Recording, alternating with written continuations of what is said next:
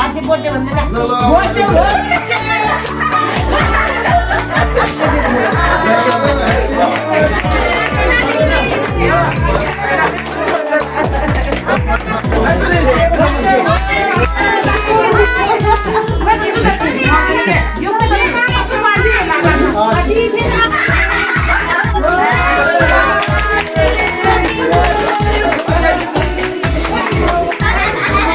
cake बर्थडेको cake चाहिँ साथीहरू हेर्नुहोस् त कस्तो गाह्रो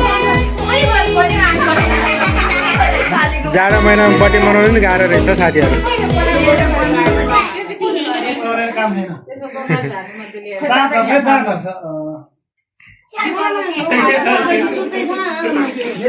खुकुरीले पनि काट्नु एकदम गाह्रो भयो आजको केक